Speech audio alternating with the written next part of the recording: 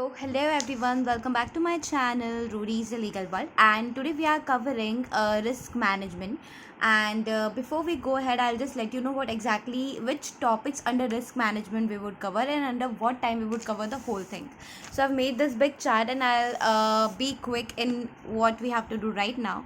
So we are doing all this topic, that is classification of risk, types of risk management, advantages, steps of the risk, mitigation, maintaining the risk, fraud risk management. Then the whole topic we are covering ERM. Then the case study of Infosys that is there in risk management. Then the ISO 31000 risk management, strategic risk management, internal control risk matrix, and that is it. So basically, I let you know what exactly we are doing. Now I'll tell you in what time we should cover this chapter. So basically, I have made this video from exam point of view again. So we should be sorted within at least 1.5 hour the complete chapter revision. The reason being, I've taken the half hour extra because my motive is to get this done within an hour, but I have taken the half an hour extra because this chapter comes for 20 marks and I am covering the whole module thing in this particular video. So yeah, I just hope you find it really useful, and if you really find it useful at the end of this, and if you're really being satisfied at the end of this video, I would really want you to like this video. Yeah, that is it. So let's go ahead. What is risk? Okay. So firstly, are we understanding here that we are covering the chapter which is risk management under GRMC for CS professional students? सबसे पहले ये देख लो कि risk होता क्या है, right? तो Oxford dictionary ने बोला है risk is nothing but risk is an exposure to the possibility. मतलब रिस्क अभी एक एक्सपोजर है जो पॉसिबिलिटी बताएगा लॉस का, इंजरी का, अदर एडवर्स और अनवेलकम सर्कमस्टेंसेस का. इट इज़ ए चांस और situation involving such a possibility कि हो सकता है. रिस्क है ना, वो अभी हुआ नहीं, फ्यूचर में हो सकता है. So it's a chance and situation और situation involving such a possibility. So that was being defined under Oxford Dictionary. So we know now what exactly the risk is, because that is not defined under any other law or under any other act. So that is being defined in the Oxford Dictionary. Okay. Classification of risk basically question exam में काफ़ी बार आया है, which is controllable risk and uncontrollable risk, which is again unsystematic and systematic. तो question काफ़ी time exam में आया. तो ये क्वेश्चन दो तरीके से आ सकता है कि क्लासिफिकेशन ऑफ रिस्क बताओ, या तो ऐसे आ सकता है कि what is systematic and unsystematic risk. So you have to understand when we talk about classification of risk, तो risk is classified into two form basically. So that is controllable risk, ऐसा risk जो controllable है, ऐसा risk जो controllable है, और ऐसा risk जो अनकंट्रोलेबल है. जो अनकंट्रोलेबल रिस्क होगा, जिसको हम कंट्रोल नहीं कर सकते, बेसिकली वो सिस्टमैटिक रिस्क होता है. मतलब वो होगा ही होगा, आप उस चीज़ को कंट्रोल कर ही नहीं सकते हो. जैसे कि कोविड है, तो कोविड जो है वो एक अनकंट्रोलेबल रिस्क है, बिकॉज लास्ट टाइम एग्जाम में दिसंबर आई गेस जून 2021 में ये क्वेश्चन आया था, और माई बैड दिसंबर 2021 में ये क्वेश्चन आया था, is Covid is Covid like what kind of risk do you think the COVID is? So basically COVID is systematic risk because you cannot predict it. COVID was not predictable, and COVID was not uncontrollable fully. Okay, चलो देखते हैं. So controllable risk, uncontrollable risk. Controllable risk ऐसे risk होते हैं जो unsystematic risk होते हैं, जो सिस्टमैटिक नहीं है, अनसिस्टमैटिक है, उनको कंट्रोल किया जा सकता है. तो फर्स्टली कंट्रोलेबल रिस्क कंट्रोलेबल होते हैं, प्रेडिक्टेबल होते हैं, माइक्रो इन नेचर होते हैं, छोटे टाइप के. If not manage it directly affects an individual organisation. Can be assessed well in advance में पता चल जाएगा. Risk mitigation can be plan with proper understanding and risk assessment techniques. कौन से रिस्क होते हैं? कंप्लायंस रिस्क होते हैं, क्रेडिट रिस्क होता है, ऑपरेशनल रिस्क होता है. अच्छा, ये कौन से रिस्क है मेरे को बताना. ऑपरेशनल रिस्क क्या प्रिडिक्ट नहीं किया जा सकता? क्या कंप्लायंस रिस्क प्रिडिक्ट नहीं किया जा सकता? क्रेडिट रिस्क प्रिडिक्ट नहीं किया जा सकता? तो ये छोटे रिस्क है ना बेटा. ये क्या है, वापस से देखना. कंट्रोलेबल रिस्क और uncontrollable risk. Classification of risk is basically classified into two risk, that is controllable and uncontrollable. When we talk about controllable, तो it's a controllable risk, it's a predictable risk, micro in nature होता है. अगर manage नहीं किया risk को बराबर, तो एक इंडिविजुअल ऑर्गेनाइजेशन को अफेक्ट करता है. Can be assessed well in advance, and mitigation can be planned with proper understanding and risk assessment techniques. Compliance risk हो गया, क्रेडिट रिस्क हो गया एंड ऑपरेशनल रिस्क हो गया, ये इसका एग्जाम्पल है. अनकंट्रोलेबल रिस्क ऐसा होता है जो सिस्टमैटिक रिस्क होता है, जो नॉट फुल्ली अनकंट्रोलेबल होता है. Like Covid was not fully uncontrollable. If you see now it is being under control, not fully but yeah. तो फुल्ली अनकंट्रोलेबल भी तो नहीं है ना कोविड, फुल्ली अनकंट्रोलेबल भी तो नहीं है, कंट्रोल किया है ना. नॉट एंटायरली प्रिडिक्टेबल, कोविड को कभी भी प्रिडिक्ट नहीं किया था. एंटायरली प्रिडिक्टेबल तो था ही नहीं, कभी भी नहीं था. मैक्रो इन नेचर बड़ा होता है बेसिकली इन नेचर में, because Covid, if you see Covid is a systematic risk. कितना बड़ा रिस्क था वो, मैक्रो था ना नेचर में. स्मॉल ऑर्गेनाइजेशन को नहीं अफेक्ट करता, स्पेसिफिक इंडस्ट्री को वो अफेक्ट करता है. तो it affect a large number of organisation operating under a similar stream. तो बेसिकली एक सिमिलर स्ट्रीम में जैसे सिमिलर इंडस्ट्री हो गया, मोबाइल फ़ोन की इंडस्ट्री हो गई, तो उस पर्टिकुलर सेक्टर को अफेक्ट कर रही है. तो मैक्रो हो गई ना नेचर में, एक इंडिविजुअल ऑर्गेनाइजेशन को नहीं अफेक्ट कर रही है. मैक्रो इन नेचर है, large number of organisation operating under similar stream, उनको अफेक्ट कर रही है. कान बी फुल्ली असेस्ड और एंटिसिपेटेड इन एडवांस. पहले से आप नहीं एंटिसिपेट कर सकते हो. As I said, Covid was not predictable, anticipate नहीं कर सकते हो. Interest rate risk, market risk, purchasing power risk. Purchasing power risk का एग्जांपल आप कैसे लिख सकते हो? लेट्स से आपने रशिया से कोई सामान खरीद, रशिया नहीं लेते, यूएस लेते, यूएस से आपने कोई सामान इंपोर्ट किया. अब आपने इंपोर्ट का एग्जांपल नहीं लेते, वो फंडिंग में चला जाएगा, बट ठीक है. मतलब करेंसी रिस्क भी तो फ्लक्चुएटिंग रिस्क होता है ना. तो fluctuating risk comes under purchasing power risk ना. करेंसी रिस्क भी तो फ्लक्चुएटिंग होता है. तो परचेसिंग पावर रिस्क होता है ना, जब आप फॉरेन कंट्री से कोई भी सामान इंपोर्ट एक्सपोर्ट कर रहे हो. तो this was the classification of risk. I hope it is being understood by you.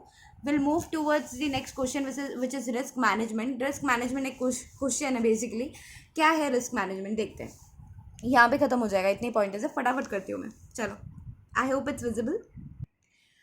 Now understand this word risk management. What exactly we are studying right now? Risk management. Risk management. Management. You are managing it. So manage कैसे करोगे? तो risk management is a term used to describe the processes which aim to assess risk of the organization. एक process बता रहे हो आप.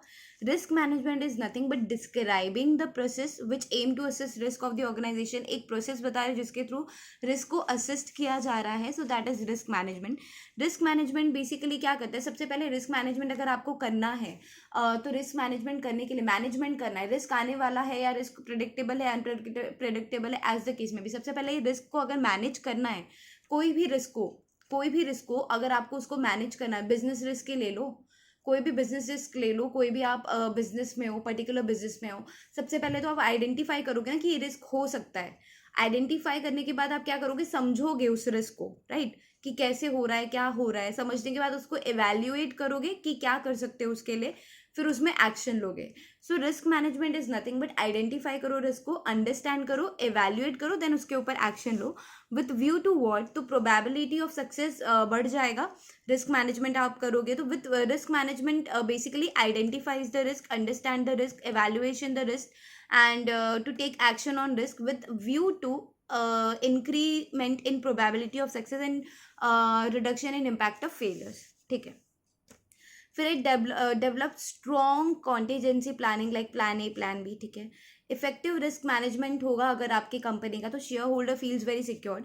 And risk management is part of corporate strategy which enables organization to low down the risk and increase the opportunities. Obviously risk कम होगा तो opportunities बढ़ेगी, but basically it's a part of corporate strategy. कोई low level management का काम नहीं है, corporate strategy का plan है. Relevant to all organization, large or small, large हो या small हो, सारी organization के लिए ज़रूरी होता है. Better risk management techniques gives early warning signals. जो better risk management techniques होगा आपका, अगर कोई बेटर, मतलब कि किसको हम बेटर रिस्क मैनेजमेंट टेक्निक्स मानेंगे? जो अर्ली सिग्नल्स दे देगा, so that it can be addressed on time. ठीक है. RM requires commitment from the top level management. Obviously as I said कि आरएम जो है वो टॉप लेवल मैनेजमेंट का काम है. फिर है कि आरएम जो है, आरएम प्रोसेस जो है प्रोवाइड्स फ्रेमवर्क. अब आरएम प्रोसेस क्या करता है? It risk management process provides framework to ensure all foreseeable risk are understood. Ensure करता है आरएम प्रोसेस की ऑल फोर्सेबल रिस्क जो है, आने वाले रिस्क जो है वो अंडरस्टूड हो गए, एक्सेप्ट कर लिए गए before important decision are taken. कोई भी इंपॉर्टेंट डिसीजन आप ले रहे हो कंपनी का, उसके पहले मेक श्योर करो कि जो फोर्सेबल रिस्क है, लेट्स से कोई भी प्रोजेक्ट आप बना रहे हो, बना रहे हो, बोल रही हूँ मैं, कोई भी प्रोजेक्ट आप कर रहे हो अंडर दी कंपनी, कोई भी प्रोजेक्ट कर रहे हो, कार का प्रोजेक्ट कर रहे हो, कार का प्रोजेक्ट करने के पहले आप ये तो देखोगे कि फोर्सेबल रिस्क क्या हो सकता है, उसको अंडरस्टैंड करना पड़ेगा, उसको रिस्क को एक्सेप्ट करना पड़ेगा, तब तो आप डिसीजन लोगे ना। तो before taking decision you have to accept and understand the foreseeable risk. Monitor new project to ensure no new risk emerge. Monitor new project to ensure no new risk emerge. कोई नया risk नहीं आ रहा। Now we are doing the fourth question of this chapter, that is advantages of risk management. Advantages of risk management क्या है? ये आपका save करता है time cost and efforts. Time cost and efforts कौन सेव करता है? Risk management. रिस्क मैनेजमेंट अगर तगड़ा है ना आपके कंपनी का, तो आपका टाइम कॉस्ट और एफर्ट सेव करता है कि पहले ही आइडेंटिफाई कर लिया, बाद में झक नहीं मराना पड़ेगा। स्ट्रॉन्ग कॉन्टिजेंसी प्लानिंग होता है, प्लान ए नहीं तो plan B. Strategic business planning, फिर देखो मैंने क्या बोला है, थर्ड क्या बोला है, इट डेवलप्स, ये हो गया। Improves strategic and business planning. जो रिस्क मैनेजमेंट होता है बेसिकली वो आप कहीं ना कहीं वो इम्प्रूव करता है। स्ट्रैटेजिक और बिजनेस प्लानिंग, बिजनेस प्लान करने में हेल्प करता है रिस्क मैनेजमेंट।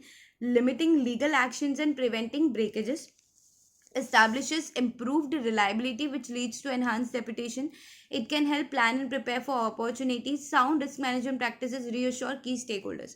देखो इसमें से याद होने वाला कितना है, तो एक तो ये तो याद पता चल जाएगा, advantages of RM, that is save time cost and efforts. ठीक है, contingency planning A and B, ये भी समझ जाएगा। ये ना, ये तीनों जो है ना, ये तीनों लर्निंग वाला है। ठीक है, चारों बेसिकली, पांचों बेसिकली, ये पांचों है ना जो 1 2 3 4 5 आप देख रहे हो, ये लर्निंग वाला है। I can not make you understand this short point, this is self explanatory, but आएगा तो एग्जाम में लिखना पड़ेगा ना बेटा, वो प्रॉब्लम है कि लर्न करना कर पाना मुश्किल हो रहा है अपने लिए। तो कैसे लर्न करना है इसको देखना।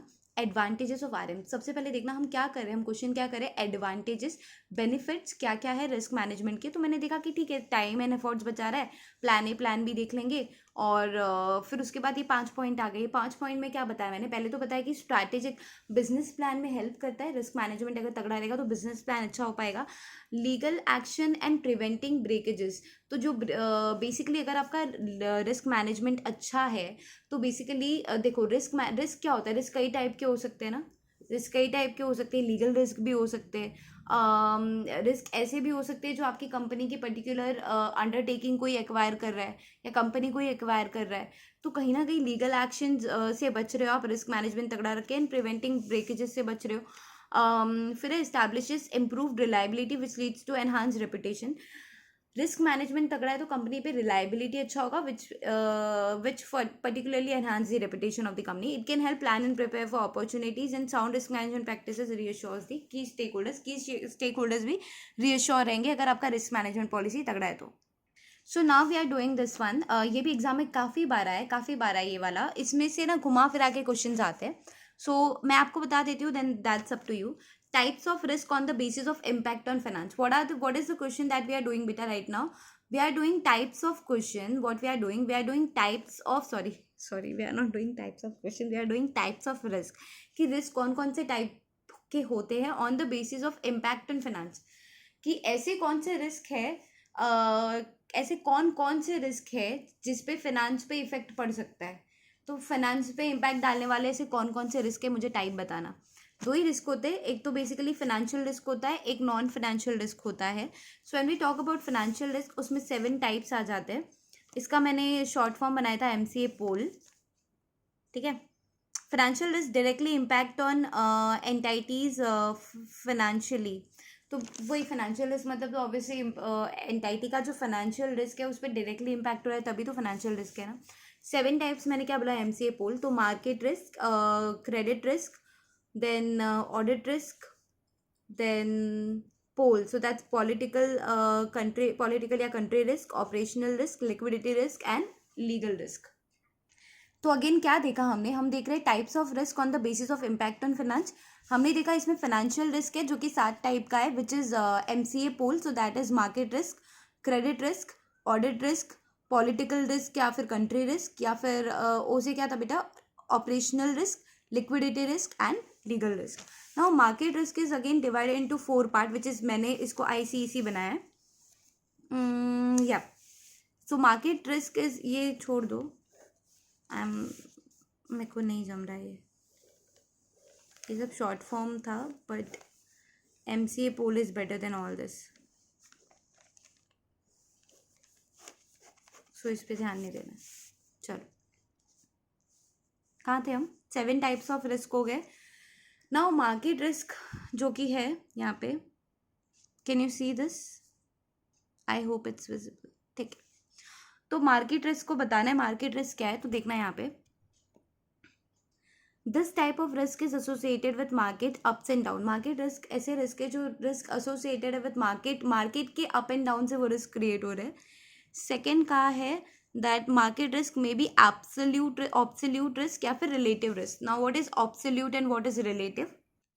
अब देखना यहाँ पे क्या बोलने की कोशिश कर रही है। मार्केट रिस्क दो टाइप का है, हमने देखा, या तो ऑब्सोल्यूट होगा या तो रिलेटिव होगा।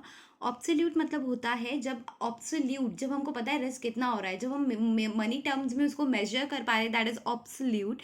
And relative, that is when relative to benchmark, कि पर्टिकुलर इंडस्ट्री स्पेसिफिक में आप बेंचमार्क मतलब कंपेयर करके देख सकते हो कि कितना रिस्क हो रहा है कितना नहीं हो रहा है। सो मार्केट रिस्क बेसिकली दो टाइप्स में डिवाइडेड है, ऑब्सोल्यूट एंड रिलेटिव। फिर आ जाओ third point, market risk may be defined as a risk to a firm due to the adverse change in, क्या बोला मैंने, वापस देखना, market risk may be defined as a risk to a firm due to adverse change in आईसीईसी।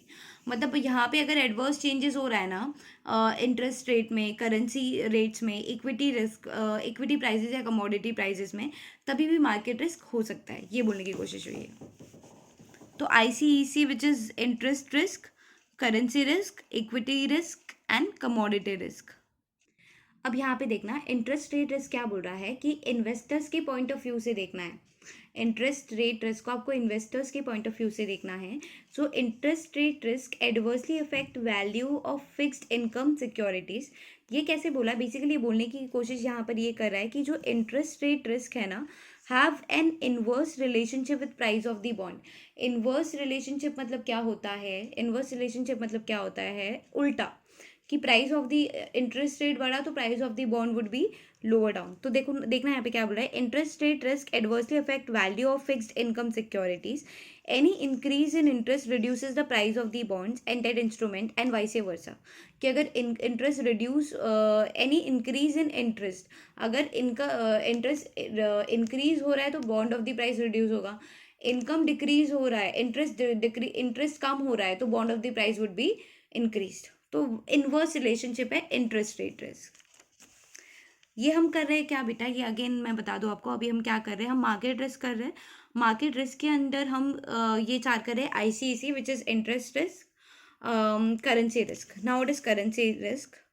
Currency risk मैंने पहले भी बताया कि change in currency, volatility in या फिर change in currency rate is called the currency risk. Forex का rate change हुआ, risk disputes upon, depends upon nature and extent of transaction. ठीक है, अब यहाँ पे देखना इक्विटी रिस्क, अगर सबने एफएम पढ़ा होगा तो ये इजी जाएगा। It means the depreciation in one's investment due to change in market index. You all know market index में अपना बीटा अगर इज इक्वल टू 1 है तो मतलब सही है, पॉजिटिव है। बीटा ज़्यादा है 1 से या फिर बीटा कम है 1 से, तो उसके हिसाब से मार्केट रिस्क जो होता है वो कम ज़्यादा होता है। बेटा अब देखते हैं यहाँ पे कि ये क्या बोलने की कोशिश कर रहा है, देखना है यहाँ पे। कमोडिटी रिस्क कब आता है? कमोडिटी रिस्क, तो this type of risk is associated with absolute changes in prices of the commodity, demand and supply factor, demand बढ़ा, सप्लाई, ये सब चीज़ें I don't think so I have to tell you. Interest rate risk क्या है, currency risk क्या है, equity risk क्या है, या कमोडिटी रिस्क क्या है। The main thing that we need to understand that is these ones. MCA पॉल का M हो गया अपना market risk, we understood. Now we would understand the further this one, credit risk क्या है, पॉलिटिकल क्या है। फिर देखना यहाँ पे अब क्या बोला है, क्रेडिट रिस्क बोला है। क्रेडिट रिस्क के बारे में क्या बोला है बेटा? क्रेडिट रिस्क के बारे में बोला है कि बैंक के पॉइंट ऑफ व्यू से देखो, when we talk about credit risk, so when a counter party is unable or unwilling to fulfil their contractual obligation, the credit risk arises. Credit risk arises ही तब, credit risk तब आएगा ना जब default होगा, और डिफॉल्ट भी कौन करेगा? सामने वाला पार्टी जिसको पैसे देना है। This type of risk is related to the probability of default on recovery debt. तो जब जिस डेट पे आपको रिकवरी करनी थी उस डेट पे आपने डिफॉल्ट कर दिया, that is the credit risk. कैन बोला है ना, related, this type of risk is related to the probability of default on the recovery debt. Credit risk जो है वो बैंक के पॉइंट ऑफ व्यू से देखना। फिर है लिक्विडिटी रिस्क। लिक्विडिटी रिस्क मतलब क्या होता है? तो बेसिकली ये यहाँ पे ये बोलने की कोशिश हो रही है यहाँ पे कि करंट एसेट से ज़्यादा करंट लाइबिलिटी है, एसेट से ज़्यादा अगर लाइबिलिटी है तो लिक्विडिटी होती है, that is liquidity risk. So due to mismatches in cash flows, sound balance sheet but cash crunch है। बैलेंस शीट आपका तगड़ा है, अच्छा है, साउंड है, लेकिन कैश क्रंच है, लिक्विडिटी नहीं है आपके हाथ में। आपके पास करंट एसेट से ज़्यादा आपका करंट लाइबिलिटी है, लिक्विडिटी आपके पास नहीं है हाथ में। फिर क्या बोला है, liquidity is all together different from the word solvency. Of course इसके ऊपर भी एक बार क्वेश्चन आया है, please define liquidity and that liquidity is different from solvency, explain. तो ये भी एग्जाम में एक बार क्वेश्चन है, देखते हैं। तो सबसे पहले ये क्या बोल रहा है, लिक्विडिटी रिस्क क्या बोल रहा है कि लिक्विडिटी रिस्क का मतलब ये होता है कि करंट एसेट से ज़्यादा है current liability, that is liquidity risk due to mismatches in the cash flow. Sound balance sheet है बट कैश क्रंच है बिजनेस में, and liquidity is all together different from the word solvency, because liquidity risk जो होता है वो trading risk होता है या फिर फंडिंग रिस्क होता है। लिक्विडिटी रिस्क जो होता है वो ट्रेडिंग रिस्क होता है, तो फंडिंग रिस्क होता है। देखना यहाँ पे आपको लिक्विडिटी नहीं मिल रही है ना, आपको लिक्विडिटी नहीं मिल रही है, मैं अपनी कमोडिटी बेच रही हूँ लेकिन कोई खरीदार नहीं मिल रहा है मेरे को, तो मेरे शेयर का लिक्विडिटी नहीं है ना, absence of market liquidity. And funding liquidity में, फंडिंग रिस्क में क्या आ जाएगा, inability to meet the obligate by either borrowing sale of securities. ये क्या है, so basically in this case क्या होता है ना कि कंपनी की जो बैलेंस शीट, कंपनी का जो बैलेंस शीट है उसमें इलिक्विड एसेट्स होता है। इलिक्विड एसेट्स मतलब जो तुरंत लिक्विडेट नहीं हो सकता, जिसको तुरंत बेचने पे आपको तुरंत पैसे नहीं मिलेंगे। इलिक्विड एसेट मतलब कंपनी के बैलेंस शीट में है कि लेट्स से कि एक और कंपनी एक्वायर की है, उसके सारे एसेट्स है बट वो इलिक्विड नहीं है ना, that is the fixed assets. तो फंडिंग रिस्क कब आता है, ट्रेडिंग रिस्क कब आ रहा है कि मैं बेचना चाहता हूँ सिक्योरिटी, मुझे पैसे चाहिए लेकिन कोई खरीदार नहीं मिल रहा, that is trading risk, absence of market liquidity. But funding risk कब आता है, जब inability to meet the obligate by the borrowing और सेल ऑफ सिक्योरिटी। ना तो मैं बोरो कर सकता हूँ ना तो मैं सेल कर सकता हूँ security to meet the obligation, ठीक है। So that is the difference between your this thing liquidity and solvency. Liquidity and solvency are two different terms. Liquidity risk क्या होता है, अगेन सुन लेना, लिक्विडिटी रिस्क मतलब कि करंट एसेट से ज़्यादा करंट लाइबिलिटी, तब लिक्विडिटी रिस्क आता है due to mismatches in the cash flow. Sound balance sheet है लेकिन कैश क्रंच है बिजनेस में, liquidity is all together different from the word solvency. Liquidity risk दो टाइप का होता है, ट्रेडिंग रिस्क हो गया, फंडिंग रिस्क हो गया। ट्रेडिंग रिस्क मतलब कि मैं बेच रहा हूँ सिक्योरिटी, ट्रेडिंग रिस्क है ना, मेरे पास सिक्योरिटीज है लेकिन उसको बेच के मेरे को पैसा नहीं मिल सकता अभी क्योंकि कोई बायर नहीं है उसको खरीदने के लिए। लेट्स से मेरे पास आरकॉम के शेयर्स है, कोई खरीदेगा क्या उसको, कोई नहीं खरीदेगा। फंडिंग रिस्क मतलब कि मेरे बैलेंस शीट में इनलिक्विड एसेट्स है जो कि तुरंत बेच के मैं शॉर्ट टर्म मनी में नहीं ले सकती, उसको बेचने में टाइम लगेगा, बोरोइंग और सेल ऑफ सिक्योरिटीज करने में उसको टाइम लगेगा। देखना यहाँ पे क्या लिखा है, balance sheet contains illiquid asset which can not be turned into cash in a short time. So now what is the legal risk? Legal risk, what we are exactly doing right now, we are doing what are the types of risk, what are the types of risk on the basis of impact on finance। की ये सारे risk जो है जिससे finance पे impact जाने वाला है। हमने देखा मार्केट रिस्क, उसमें हमने आईसीसी देखा, that was interest rate risk, currency risk, equity risk and commodity risk. After that we saw credit risk, after that we saw liquidity risk.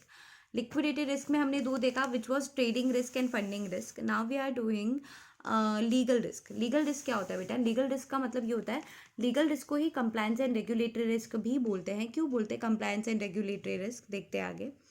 क्योंकि this risk arises when a counter party does not have the legal or regulatory authority to engage in the transaction. ये point तो समझ में आया।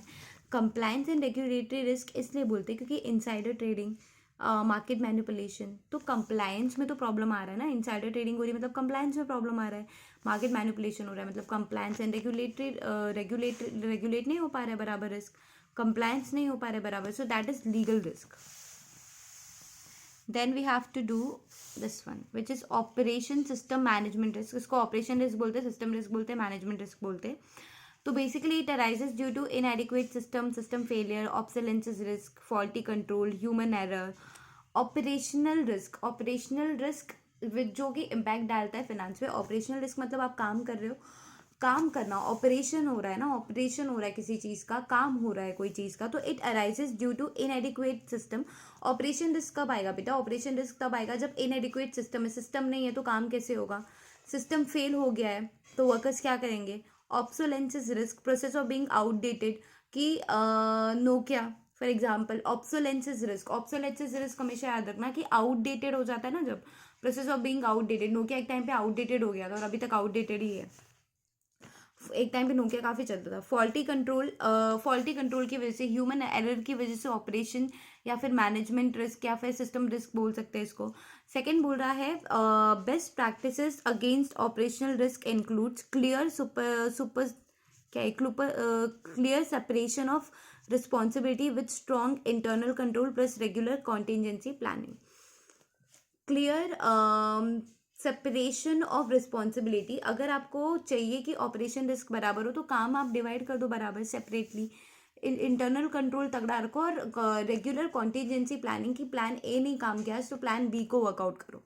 सो that would be under operation system management risk, operation risk, system risk और the management risk. So now then it comes to political या फिर country risk. Political risk क्या होता है? Whether firm have its own business operations abroad, outbreak of war between countries and okay. तो political risk किसको बोलते हैं? This is again we are doing what, we are doing this question under types of risk, that is types of risk in what which is impacting your finance directly, right? ये directly वाला ही कर रहे हैं ना, क्योंकि indirectly वाला तो नॉन फाइनेंशियल रिस्क में आ जाएगा। सो पॉलिटिकल या फिर कंट्री रिस्क किसको बोलते हैं? जब दो कंट्री के बीच में वार हुआ था, लाइक इंडिया और China for the matter being, तो टिकटॉक बैन किया था। सो दैट वाज समवेयर और दी अदर पॉलिटिकल या फिर कंट्री रिस्क था। तो these kind of risk are termed as political risk. Declaration of election in the particular territory, और क्या है?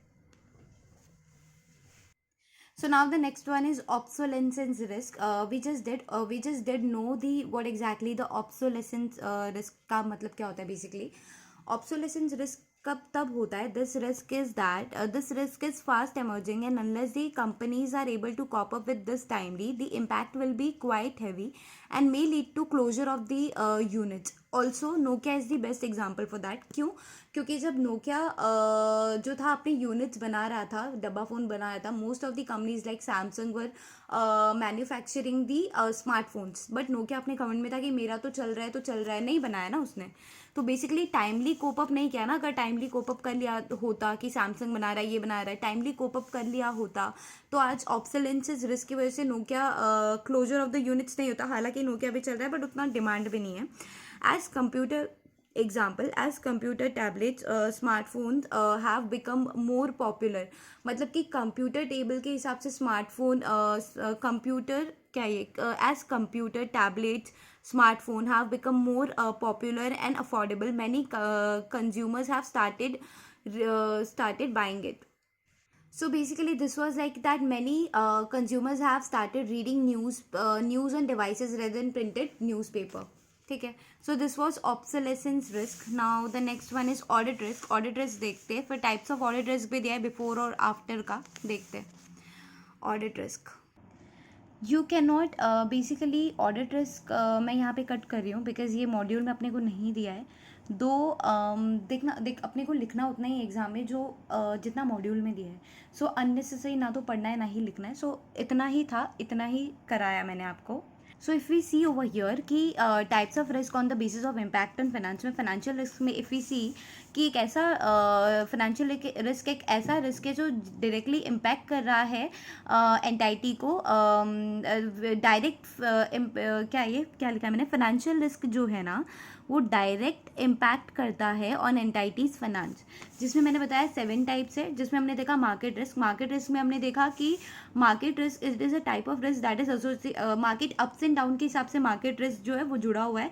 सेकेंड हमने देखा कि मार्केट रिस्क ऑब्सोल्यूट भी हो सकता है, रिलेटिव भी हो सकता है। Absolute when it can be measure in money terms, relative मतलब when relative to benchmark comparatively. फिर मार्केट रिस्क हो गया। मार्केट रिस्क में तीसरा पॉइंट था that market risk may be defined as a risk to a firm due to the adverse change in. Market risk may be defined as a risk to a firm, मतलब market risk को हम बता सकते हैं कि firm का risk है कब? जब adverse due to adverse change in where interest rate, currency rates, equity prices and commodity prices. Interest rate risk में हमने देखा दैट अगर interest rate risk adversely affect करता है value of fixed income securities को, इंटरेस्ट रेट बढ़ता है तो बॉन्ड का जो वैल्यू है वो कम होगा and vice versa. Currency risk में देखा हमने कि जो फॉरेक्स का रेट होता है वो चेंज होता है, that is currency risk. Equity risk में हमने देखा that depreciation in one investment due to change in market index, market का इंडेक्स चेंज होता है इसकी वजह से डेप्रिशिएट होता है एक का investment. Commodity risk, this type of risk is associated with absolute changes in prices of the commodity, commodity का प्राइस चेंज होगा on the factor, on the basis of demand and supply factor, तो उस basis पे commodity risk आ गया। ठीक है, उसके बाद वी अंडरस्टूड क्रेडिट रिस्क क्या है, पॉलिटिकल रिस्क क्या है। पॉलिटिकल रिस्क में मैंने आपको बताया 2 कंट्री के बीच में बार हुआ तो टिकटॉक बैन हो गया, वो याद रखना। ऑपरेशनल रिस्क हमने देखा, ऑपरेशनल रिस्क मतलब कि वो फैक्ट्री हमने प्लान ही रुको मैं बताती हूँ। ऑपरेशनल रिस्क में हमने क्या देखा था, फैक्ट्री से रिलेटेड था चीज़, मैंने आपको बताया था जो ऑपरेशनल यहाँ पे इनएडिक्वेट सिस्टम है, सिस्टम बराबर नहीं है, सिस्टम फेलियर हो गया है फैक्ट्री में, ऑब्सोलेंसेस रिस्क है, फॉल्टी कंट्रोल है, ह्यूमन एरर है, so that is it. Then we saw liquidity risk. Liquidity risk में हमने ये देखा कि करंट असेट्स जो है वो करंट लाइबिलिटी से कम है, मतलब करंट लाइबिलिटी जो है वो बेसिकली ज़्यादा है करंट असेट से, that is liquidity risk. Due to mismatches in cash flow मतलब कि बैलेंस शीट आपका साउंड है लेकिन लिक्विडेट नहीं हो पा रहा है, कैश क्रंच है। लिक्विडिटी और solvency are 2 different term. Liquidity risk जो है वो ट्रेडिंग रिस्क होता है, फंडिंग रिस्क होता है। कैसे? ट्रेडिंग रिस्क मतलब आप अपनी सिक्योरिटीज बेचने के लिए तैयार हो, बायर नहीं मिल रहा तो आपको पैसे कहाँ से मिलेंगे, ट्रेडिंग रिस्क है। फंडिंग रिस्क मतलब कि बैलेंस शीट आपका बैलेंस शीट में इलिक्विड एसेट्स है जो कि तुरंत बेच के आप उसको कैश में कन्वर्ट नहीं करा सकते हो, that is funding risk. So basically we are done with this side. Now we'll do this side which is non-financial risk. यहाँ पे देखते हैं जिससे no immediate direct impact on finance in short run but this will be in long run with serious consequences. कि अभी तो कोई फर्क नहीं पड़ा है लेकिन long term पे इसका serious consequences होगा। कैसे? business services risk, business risk तो क्या बोल रहा है ये? Business risk implies uncertainty in profit or danger of loss due to unforeseen future event, which may causes business to fail. Example: business dynamics, competition, changes in taste and preferences of consumer, changes in government policy. Business risk अभी देखते हैं। Basically business जो होता है वो uncertain होता है। Business में आप बिजनेस में प्रॉफिट कभी भी सर्टेन नहीं होता, हमेशा अनसर्टेन होता है डिपेंडिंग ऑन वेरियस फैक्टर्स की सिचुएशन क्या है। कोविड के टाइम पे बिजनेस सारे बंद हो गए थे, इफ़ यू ऑल रिमेंबर, सारी दुकानें बंद हो गई थी, सारे बिजनेसेस मोस्टली फ्लॉप हो गए थे। तो बिजनेस रिस्क जो होता है वो अनसर्टेन होता है। बिजनेस राइट, फ्यूचर के इवेंट्स आपको पता नहीं होते, अनफोर्सिन फ्यूचर इवेंट्स होते हैं। डेंजर ऑफ लॉस है या अनसर्टेनिटी इन प्रॉफिट होता है और डेंजर इन लॉस, मतलब प्रॉफिट और लॉस दोनों में अनसर्टेनिटी होता है कि प्रॉफिट है लॉस है क्या है। And may causes business to fail. Example business के डायनामिक्स होते हैं, फिर कॉम्पिटिशन की वजह से बिजनेस बंद हो जाते हैं, टेस्ट एंड प्रेफरेंसेस कंज्यूमर के चेंज होने लगते हैं उसकी वजह से, गवर्नमेंट की कोई पॉलिसी आ रही है उसकी वजह से होता है। फिर है स्ट्रैटेजिक रिस्क। स्ट्रैटेजिक रिस्क क्या होता है जो आपको अभी तो नहीं, लॉन्ग रन में आपको बहुत प्रॉब्लमेटिक रहेगा। स्ट्रैटेजिक रिस्क मतलब कि आपने ढंग की स्ट्रैटेजी नहीं बनाई, टाइमली नहीं बनाई जब बनाना चाहिए था। Unsuccessful business plan due to making poor business decisions from, कहाँ लिखा है, from inception in strategies risk. Inadequate resource allocation, failure to respond well to changes in advance, मतलब failure to respond well in changes, मतलब जब basically जब changes होता, जब Samsung वगैरह आ रहा था तब नोकिया ने चेंजेस नहीं किया टाइमली करना था चाहिए था वो, तो वो ऑब्सोलेंसेंस हो गया, ऑब्सोलेसेंस हो गया and that is strategic risk, मतलब स्ट्रैटेजी उनकी पुअर रही जिसकी वजह से रिस्क अराइज हुआ। फिर है fraud risk. Detection of fraud shall be done proactively, मतलब बेसिकली ये क्या बोलने की कोशिश कर रहा है, अगेन सुनना, ये नॉन फाइनेंशियल रिस्क बता रहा है जो अभी तो नहीं लेकिन बाद में चल के काफ़ी प्रॉब्लम देगा। So this is talking about fraud risk right now. तो detection of fraud shall be done proactively आपको डिटरमाइन देखना पड़ेगा बार बार कि आपका जो इंटरनल कंट्रोल सिस्टम है वो कैसा वर्कआउट कर रहा है। तो fraud is committed through abuse of internal system हो गया, फिर हो गया कंट्रोल, हो गया प्रोसीजर्स, हो गया वर्किंग प्रैक्टिसेस, हो गया। It can be perpetrated by outsider or insider. Perpetrated का मतलब होता है अपराध करना कुछ, तो इट कैन बी, अपराध कोई भी कर सकता है, आउटसाइडर भी कर सकता है, फ्रॉड आउटसाइडर भी कर सकता है, इनसाइडर भी कर सकता है, ये बता रहा है। फिर है डिजास्टर रिस्क। डिजास्टर रिस्क में क्या, अगेन मैं क्वेश्चन बता दूँ आपको, types of risk on the basis of finance, on the basis of impact on finance. तो ये सारे रिस्क जो है फाइनेंशियली डायरेक्टली इम्पैक्ट नहीं कर रहे बट इनडायरेक्टली इम्पैक्ट कर रहे हैं। डिजास्टर रिस्क क्या तो नेचुरल होगा, मैन मेड होगा। डिजास्टर रिस्क मैन मेड मतलब वही कि अब माइंस लैंड मतलब जो आप माइन की एक्टिविटी करते हो due to extensive exploitation of land, जो खुदाई करते हैं इतना उसमें से निकालते हैं चीज़ें। नेचुरल मतलब वही फ्लड हो गया, कैलामिटीज़ हो गया। Compliance risk arises due to non compliance of procedure of the law. नहीं, प्रोसीजर आप फॉलो नहीं किया था आपने 10 साल पहले, आज उसका पेनल्टी आया, that is compliance risk. Reputational risk, अभी हमने रेपुटेशनल रिस्क देखते हैं। Negative public opinion, reputation risk मतलब कि पब्लिक ओपिनियन ही नेगेटिव आ रही है आपके बारे में।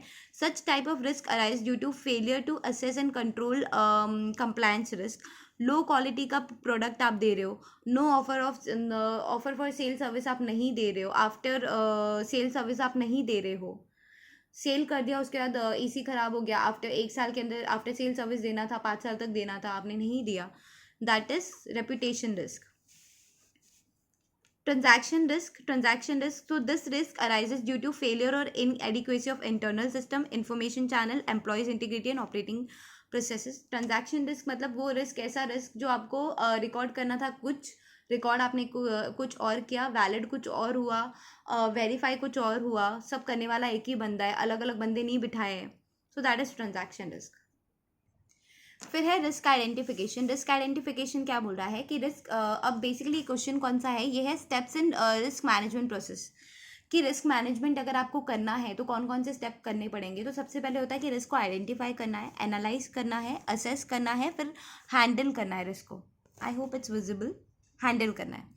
सो दिस इज़, इतना बड़ा है बेसिकली, ये काफ़ी बड़ा है, मॉड्यूल में काफ़ी बड़ा दिया है। आई थिंक ये विजिबल भी नहीं होगा अगर मैं इसको जूम आउट करूँगी ना, ये विजिबल भी नहीं होगा। और ये सिर्फ इतना ही नहीं है, अगर if you could see this been started from here, this is going till down, इतना बड़ा है ये।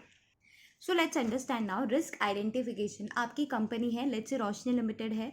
रोशनी लिमिटेड क्या करेगी, सबसे पहले अगर वो उसको रिस्क मैनेजमेंट स्ट्रैटेजी बनानी होगी, सबसे पहले वो सोचेगी मेरे को रिस्क को आइडेंटिफाई तो करना, मेरा पहला स्टेज यही होगा रिस्क मैनेजमेंट की स्ट्रैटेजी में कि मेरे को रिस्क आइडेंटिफाई करने आना चाहिए, कि मैं रिस्क को आइडेंटिफाई कर पा रही हूँ कि क्या क्या रिस्क आ सकते हैं फ्यूचर में, क्या क्या रिस्क आया है।